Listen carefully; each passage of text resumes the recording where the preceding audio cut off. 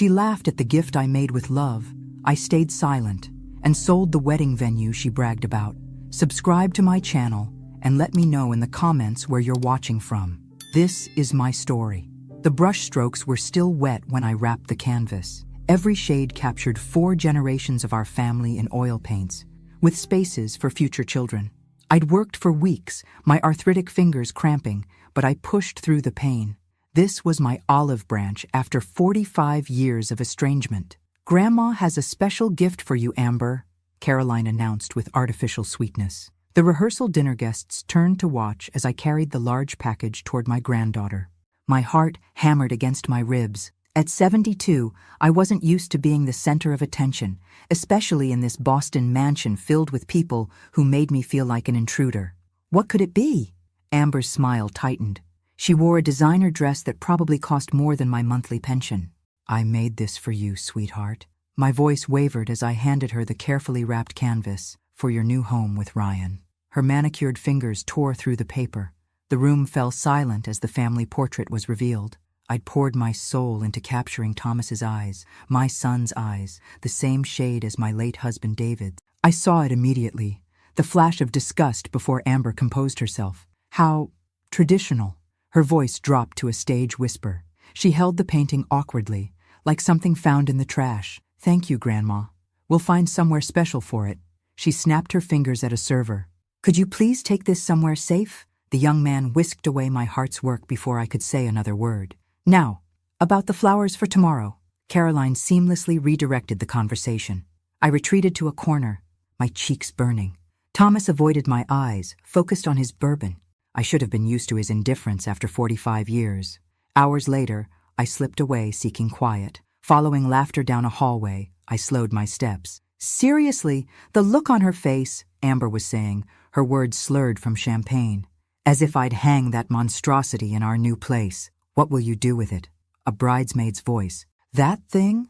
God, it belongs in a thrift store. My grandmother lives in some fantasy world where her little paintings matter. As if throwing money at my wedding makes up for abandoning my dad when he was 8. The glass of water in my hand slipped, shattering against the marble floor. The laughter stopped. I stood exposed in the doorway, water seeping into my sensible shoes, as 4 pairs of eyes turned to me. Amber's weren't apologetic. They were challenging, so I didn't make a scene. I simply turned and walked away, my spine straight, despite the knife they'd plunged into my back. That night, alone in the guest room, I made a decision. No more sacrificial lamb, no more silent acceptance. They had no idea what I was capable of. The morning after the rehearsal dinner humiliation, I awoke before dawn. My body ached, but my mind was clearer than it had been in years. I dressed quickly and slipped out while the household slept. My rental car started reluctantly.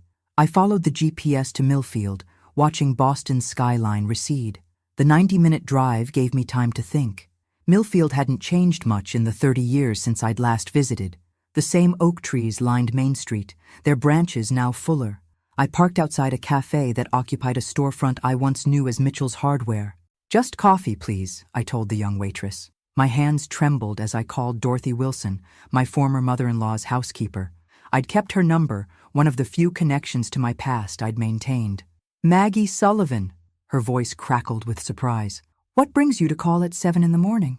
"I'm in Millfield, Dorothy, and I need your help." 20 minutes later, Dorothy's Buick pulled into the parking lot. At 84, she moved slowly, but with purpose. "You look terrible," she said, sliding into the booth. "I feel worse," I admitted. I told her everything. The wedding invitation that felt obligatory, the mansion that made me feel small, the painting they'd mocked, the words I wasn't meant to hear. "Those people," Dorothy muttered. "Your in-laws poisoned Thomas against you, and now his wife and daughter carry on the tradition." "I don't know what to do," I confessed. "Part of me wants to drive back to Connecticut and forget I ever came. Another part wants to fight," Dorothy finished. "It's about time, Maggie." "Fight how? They've had decades to build their narrative." Dorothy's eyes narrowed. "Did you ever wonder how your in-laws afforded that big house after retirement? How Thomas went to that expensive private school? They said David's life insurance covered the basics." Dorothy laughed sharply. "Life insurance. Right." She leaned forward. "When was the last time you saw Richard Hamilton?" "David's lawyer. Not since the funeral in 1980. Because Richard has been trying to find you for years. Your in-laws told everyone you'd moved abroad after David died. Then, when they passed in 2010, Thomas maintained the same story. Find me for what? For your money, Maggie. For your property. Dorothy's voice dropped. Did you know your husband bought shares in Lakeside Manor before he died? That investment made a fortune over the years. The coffee turned bitter in my mouth. That's impossible. There was nothing left after his medical bills. That's what they wanted you to believe. Dorothy's eyes held mine. And guess where your granddaughter is getting married tomorrow? The realization hit me like a physical blow. Lakeside Manor. Exactly. The property you partially own is hosting your granddaughter's wedding. How do you know all this? I worked for your in-laws for 15 years after you left. I saw the paperwork, the monthly statements. When I questioned them once, they threatened to fire me. I had my own children to feed. Shame clouded her features. And Richard? He knows I'm alive? He hired a private investigator about 5 years ago when the property began restructuring. Thomas intercepted the contact somehow. My hands stopped trembling. Something cold and determined settled in my chest. I need to see Richard, I said, standing. Today, Dorothy smiled. He's expecting us at 9. Richard Hamilton's office smelled of leather and paper. The attorney himself seemed frozen in time. Older, certainly, but still wearing the same tortoiseshell glasses, still arranging his pens in perfect alignment. Margaret, he said, rising. After all these years. It's Maggie now, I corrected gently. Of course. He gestured to the chair across from his desk. Dorothy took the seat beside me, her presence a silent support. I understand my husband made an investment before he died, I said, skipping pleasantries. An investment I was never told about. Richard sighed, removing his glasses. David purchased an 8% stake in Lakeside Manor 3 months before his diagnosis. It was meant to be a surprise, a secure investment for your future. He signed the papers but died before the final processing. Legally, the shares fell to you as his widow, but I never saw a penny. Because your in-laws acted as intermediaries, Richard opened a drawer and extracted a folder. They presented a power of attorney document, forged, as I later discovered, claiming you had authorized them to manage your affairs while you were establishing yourself in Chicago. By the time I grew suspicious, they had redirected the quarterly payments to accounts they controlled. He slid the folder toward me. Inside were decades of financial statements, copies of checks, legal correspondence. My head swam at the figures. And now? I asked. Now, Lakeside Manor is undergoing a corporate restructuring. All shareholders must sign off or sell their shares by the end of the month. I've been attempting to contact you directly for months. But my son has been intercepting your messages, I finished. Richard nodded. When I learned from Dorothy you'd be in town for the wedding, at Lakeside Manor of all places, I hoped we might finally connect. Does my family know I own part of the venue? Thomas was notified as your supposed representative. Whether he informed his wife or daughter, I couldn't say. I flipped through the documents, decades of theft laid bare. My fingers stopped on a recent letter, a purchase offer for my shares, addressed to Thomas Sullivan as legal representative of Margaret Sullivan. They tried to sell my shares without my knowledge. It wasn't a question. The offer was declined, Richard said. Thomas claimed you were uninterested in selling, but demanded the negotiations go through him. When the board insisted on speaking with you directly, communications stalled. I closed the folder, a strange calm settling over me. What are my options now? You could sell your shares. They're worth considerably more now than when David purchased them. You could maintain ownership and begin receiving your rightful dividends. Or, Richard hesitated, you could exercise your right as a shareholder to review all recent contracts, including venue bookings. Like my granddaughter's wedding, I said softly. Precisely. As a part owner, you have certain privileges regarding the property's use. Dorothy shifted beside me. Maggie, are you thinking what I think you're thinking? I stared at the folder in my hands, years of lies and manipulation compressed into papers and statements. Then I looked up at Richard, a plan already forming. I need to become an active shareholder immediately, I said.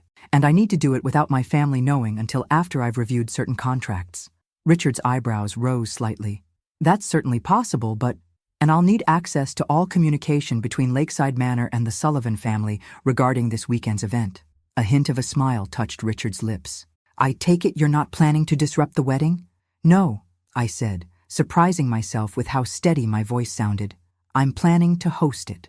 I returned to the Sullivan mansion just after lunch, armed with knowledge that felt like both a shield and a sword. The house was in chaos. Caroline barking orders at caterers, Thomas secluded in his home office. No one had noticed my absence. Amber sat in the sunroom, surrounded by bridesmaids. I paused in the doorway, watching her laugh and toss aside gift cards after barely reading them.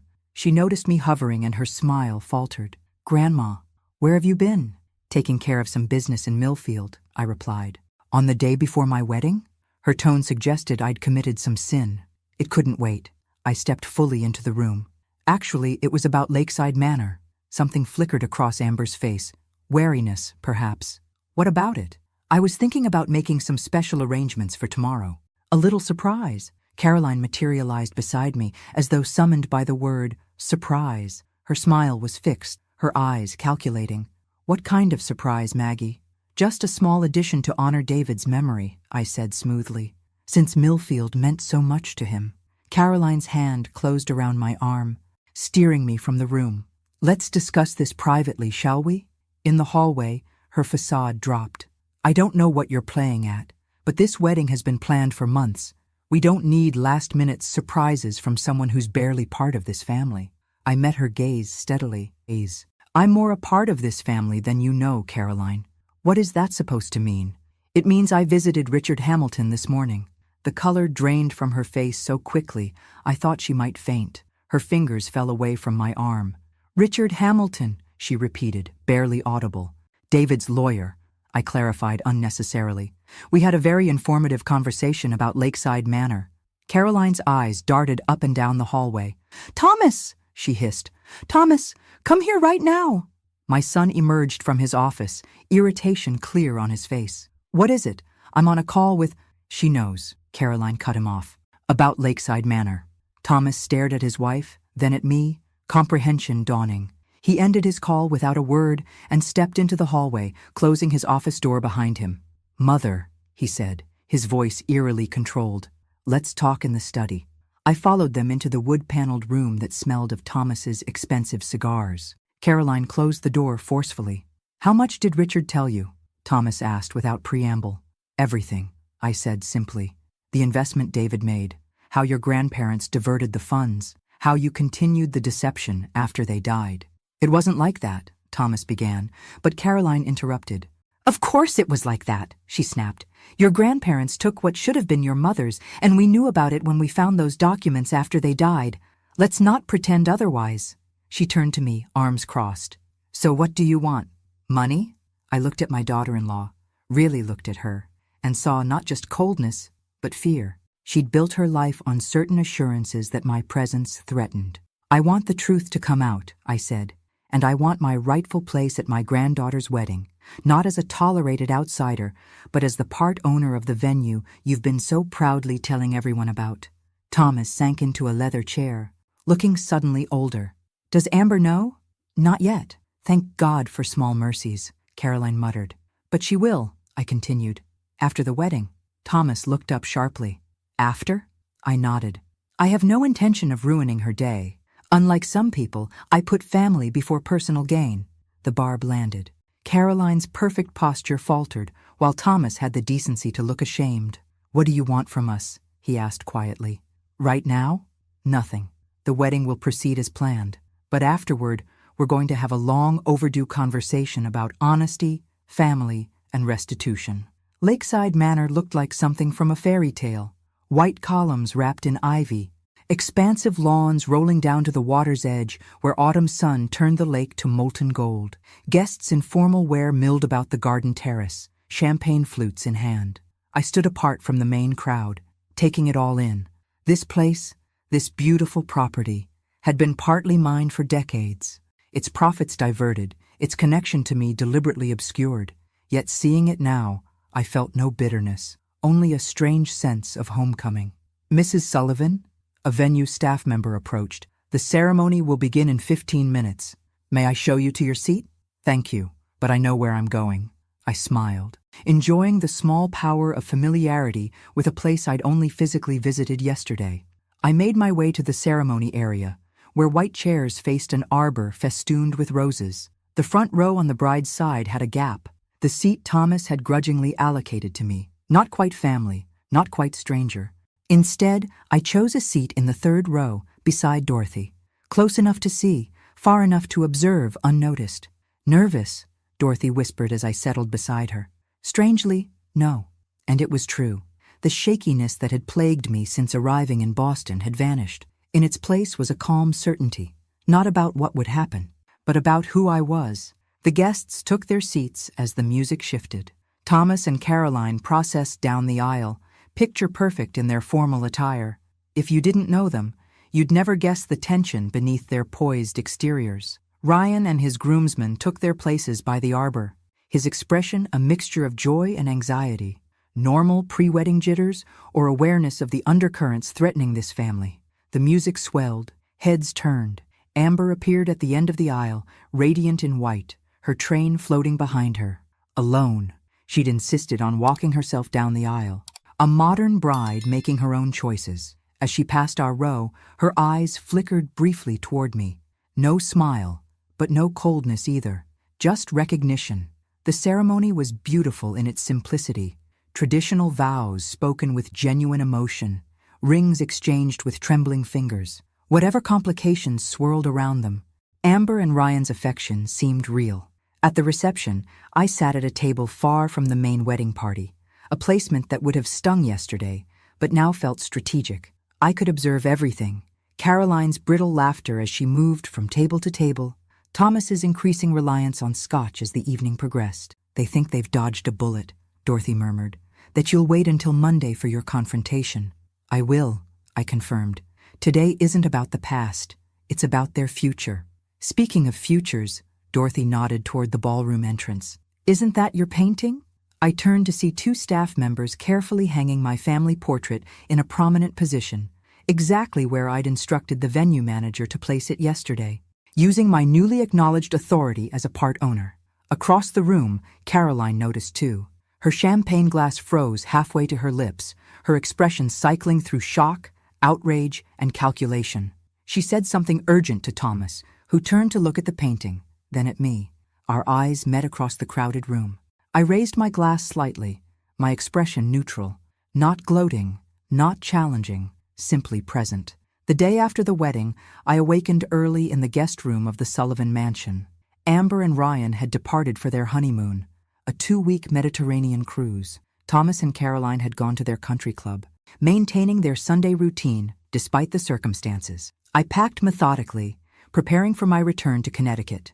Tomorrow's meeting with Richard and the Lakeside Manor Board would formalize my position as a shareholder. The next day would bring the financial accounting, the uncomfortable questions, the legal implications of decades of diverted funds. As I folded my dress, my phone rang.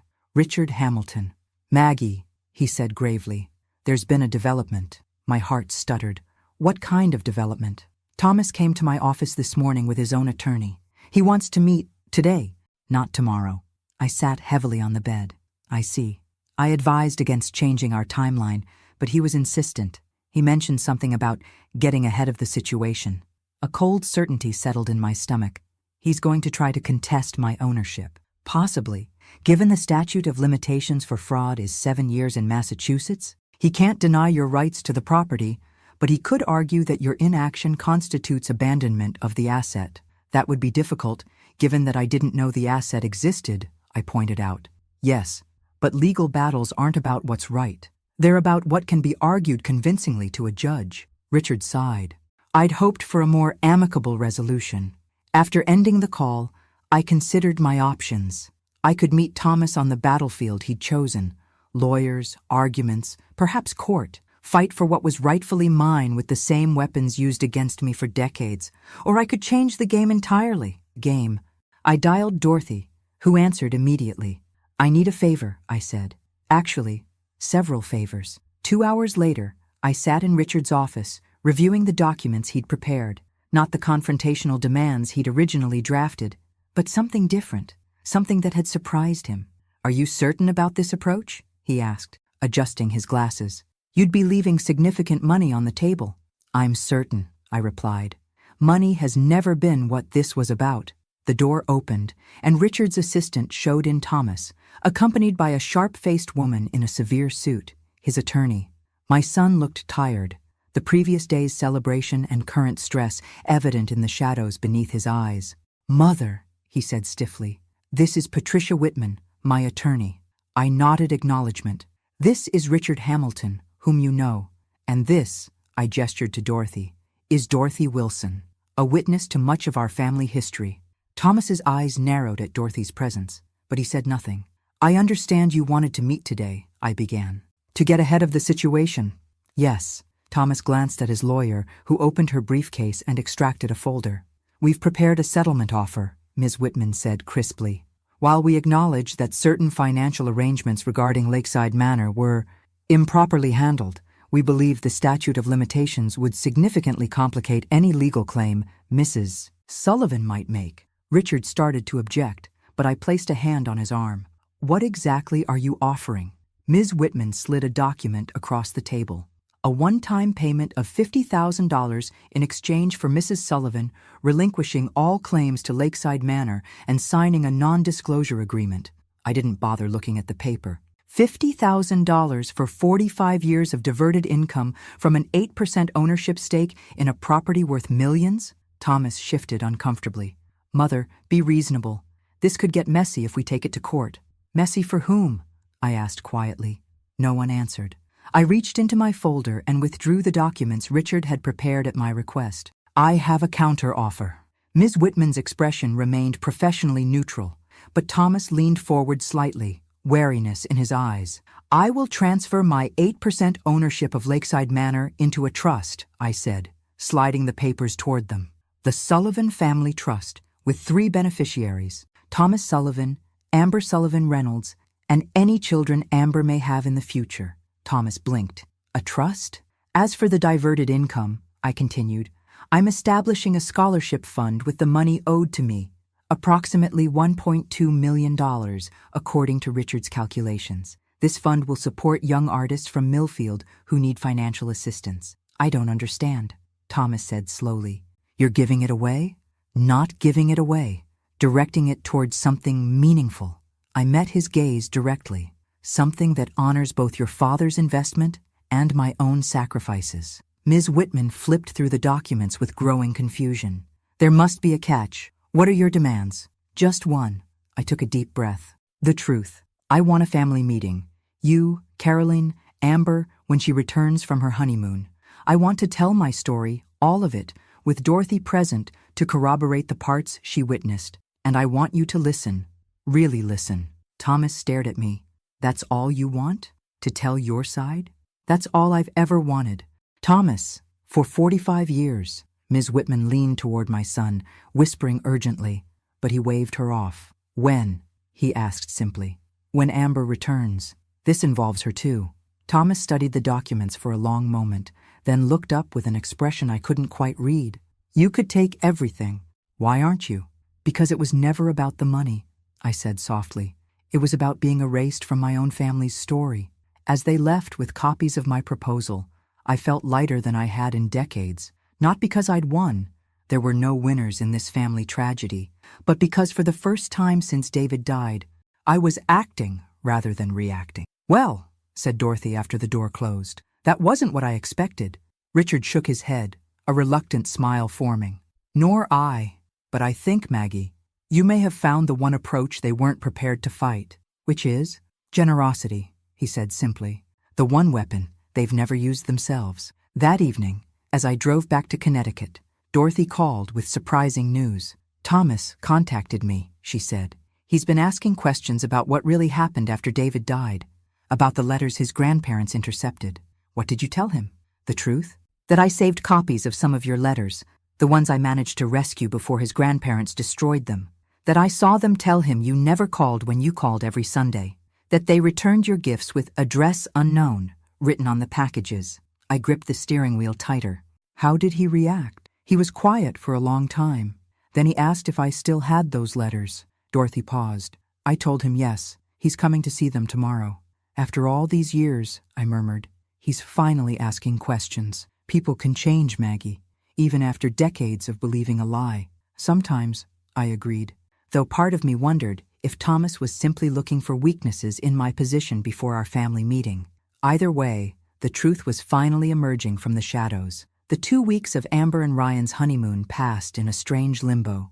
I returned to my Connecticut home, resuming my quiet routines. But everything felt different, as though I'd brought back a new version of myself from Boston. I painted differently too. Bolder strokes, brighter colors, less concern for others' judgment. The Maggie who cared desperately for approval had stayed behind in that mansion. Thomas called 3 times. Brief, awkward conversations about the family meeting scheduled for the Saturday after Amber's return. He'd signed the trust documents, he informed me. Caroline was processing the situation. Amber hadn't been told anything yet. She deserves to enjoy her honeymoon, he said, a protective note in his voice. I agree, I replied, surprised by his consideration. On his 3rd call, Thomas's tone changed. I've been to see Dorothy, he said, his voice strained. She showed me your letters, and the gifts you sent that were returned. I waited, my heart pounding. I don't know what to say, he continued, except that I'm starting to see things differently. I've started seeing a therapist to help process everything. It wasn't an apology, but it was the first crack in the wall between us. When the day of the family meeting arrived, I dressed with care in a deep green suit I'd bought specially. Dorothy picked me up in her Buick, and we drove to Millfield together. Thomas had suggested the Millfield Inn, a neutral location, not his home with its loaded history, nor Lakeside Manor with its complicated ownership. They were already seated when we arrived. Thomas, Caroline, Amber, and Ryan. My entrance stilled their conversation. 4 pairs of eyes tracking my movement as Dorothy and I took our places. Thank you for coming, I said, my voice steadier than I'd expected. Amber looked tanned and rested from her honeymoon, but confusion clouded her features. Dad said this was important family business. Something about Lakeside Manor? Thomas cleared his throat. Yes, but it's complicated. More than I initially explained. Maybe we should start at the beginning, I suggested gently. With the truth, all of it. Caroline shifted uncomfortably but remained silent. Thomas nodded, looking unexpectedly vulnerable. I began my story, not with recriminations, but with love. My love for David, his diagnosis, our desperate financial situation, the impossible choice I'd faced, stay with my 8-year-old son but watch my husband die without treatment, or accept the job in Chicago that offered health insurance and enough income for specialized care. Your grandparents presented it as an easy solution, I told Thomas. They would care for you while I established us in Chicago. Once David was receiving treatment and I had secured housing, you would join us. I remember being afraid of moving to Chicago, Thomas said quietly. Afraid of hospitals. Grandma and Grandpa said I could stay until Dad got better. Yes, I nodded. What you couldn't have known was that they never intended for that arrangement to be temporary. They'd always resented David for taking me away from Millfield. Dorothy spoke up, describing how my in-laws had intercepted my letters, told Thomas I was too busy with my new life to call, gradually rewriting the narrative until I became the villain. I worked in their home, she said. I saw it happen, day by day. The half-truths that became outright lies, the gifts from your mother that disappeared before reaching you. Thomas's face had gone pale. I remember asking why Mom never called. Grandma said the long-distance charges were too expensive for her. I called every Sunday at 4 p.m., I said softly. For 2 years, until they changed their number without telling me. Amber was watching her father intently, her expression unreadable. Why are you telling us this now, after all these years? I explained about Lakeside Manor, about David's investment, about the decades of diverted funds. As I spoke, Caroline's posture grew increasingly rigid, while Thomas seemed to physically shrink into himself. So you own the venue where we got married, Amber said slowly. And you knew before the wedding. I found out the day before the rehearsal dinner, I confirmed. And you didn't say anything? There was an accusation in her voice, but also confusion. You let the wedding happen, knowing what? I asked gently. That your grandparents lied? That your father continued a deception he may not have fully understood? Those weren't your burdens to bear on your wedding day. But they're our burdens now, Ryan said. Speaking for the first time, he placed his hand over Amber's on the table. All of this history, it affects all of us. Yes, I acknowledged. It does.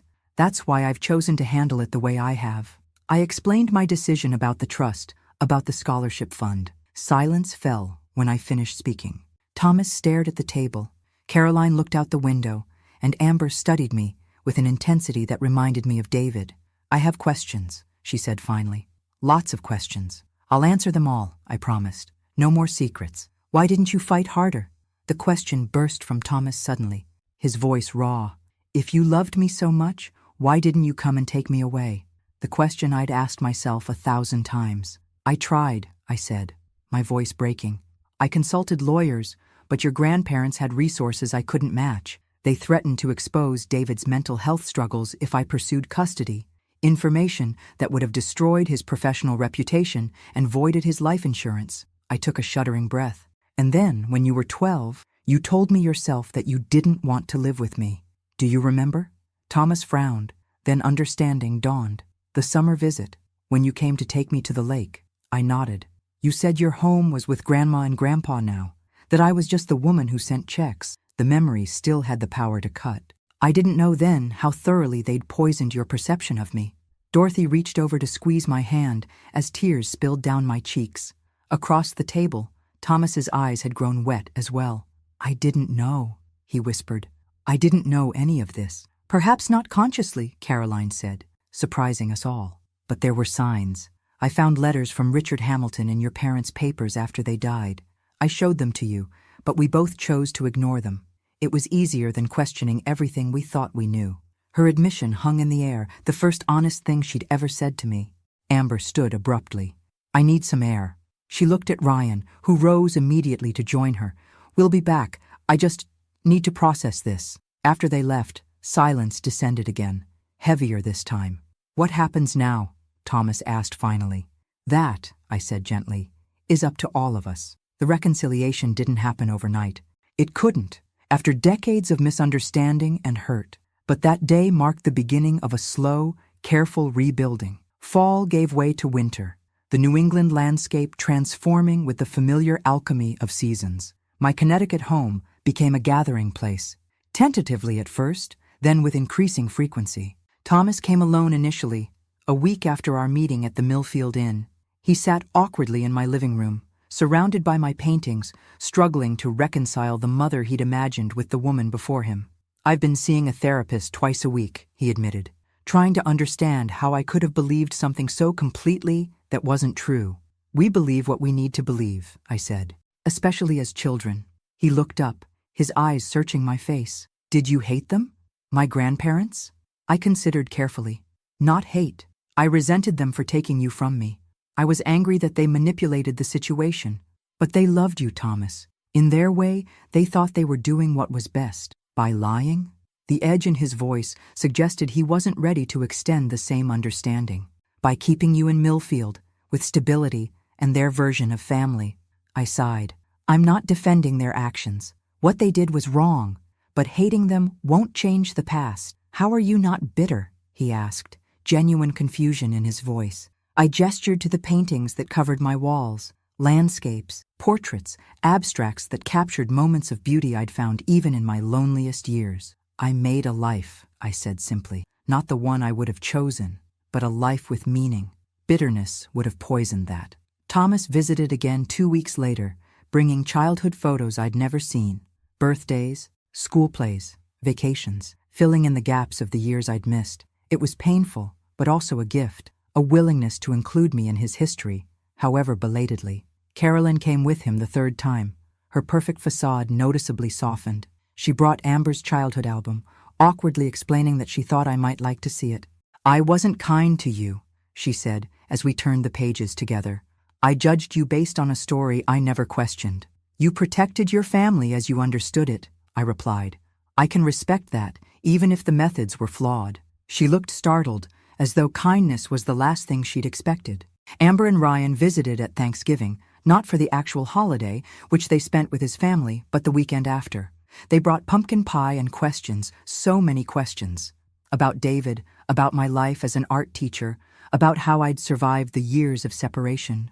"I've been thinking about your scholarship fund," Amber said as we washed dishes together. "For young artists from Millfield." "What about it?" I handed her a plate to dry. "I'd like to help. Maybe expand it to include mentorships." She hesitated. I've been reconsidering some of my own choices. Marketing isn't fulfilling me the way I thought it would. What would? I asked. I'm not sure yet. Ryan's been encouraging me to take some art history courses. I always loved that in college, but Dad said it wasn't practical. I watched her dry the plate with careful attention. This granddaughter I was only beginning to know. You have time to figure it out.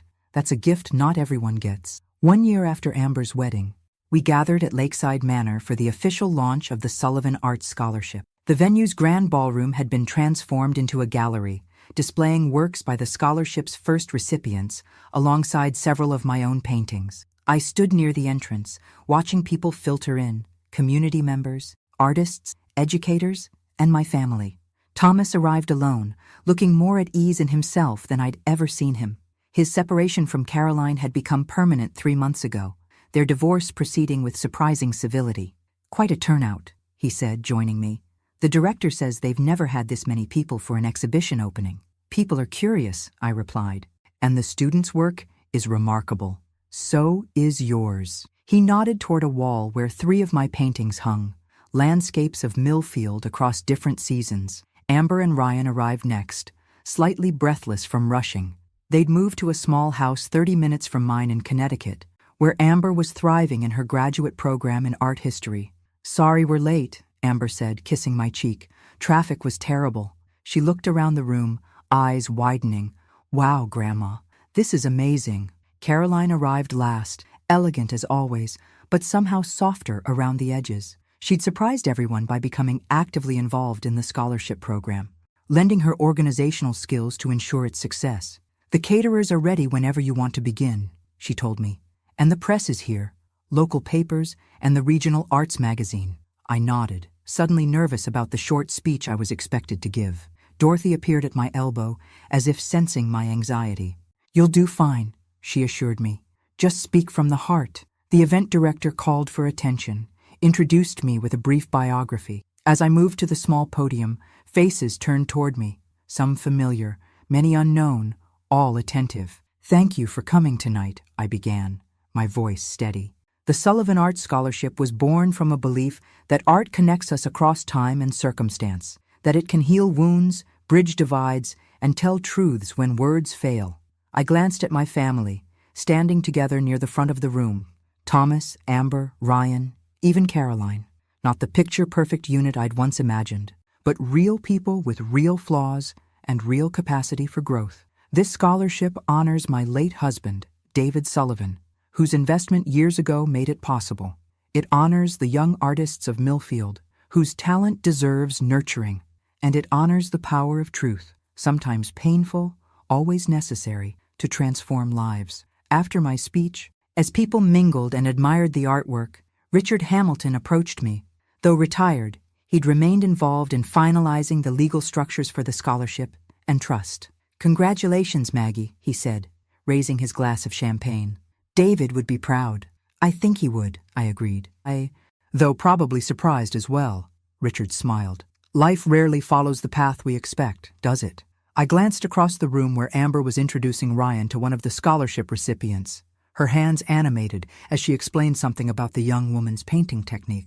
Thomas stood nearby, listening with genuine interest. No, I said softly. It doesn't. Later, as the evening wound down, I found myself alone in a quiet corner of the gallery. Dorothy joined me, easing her aging joints into a chair with a sigh. Well, was it everything you hoped? She asked. I considered the question carefully. It was different, better in some ways, harder in others. She nodded understanding. That's life for you. Never quite what you pictured. My gaze fell on the family portrait I'd completed in the spring, the centerpiece of my displayed work. Thomas had insisted it be included, despite its unflinching honesty. Or perhaps because of it. They laughed at my painting, I said, remembering the rehearsal dinner a year ago, the humiliation that had sparked this journey. Now they've put it on display, because they finally saw what you were trying to show them, Dorothy replied. Not just an image, but a truth. Thomas approached, champagne flute in hand. Mom, Amber and Ryan are about to leave. They wanted to say goodbye. As I crossed the room toward my granddaughter and her husband, I passed the spot where my wedding gift had been mockingly dismissed a year ago. The memory no longer stung, not because it had lost its power, but because it had been transformed into something else, the beginning of a story, rather than its bitter end. Amber embraced me, whispering, "I'm so proud to be your granddaughter," words I'd once despaired of ever hearing. They had laughed at the gift I made with love. I had stayed silent and sold the wedding venue they bragged about. But that wasn't the end of our story. It was only the beginning. Thanks for listening. Don't forget to subscribe and feel free to share your story in the comments. Your voice matters.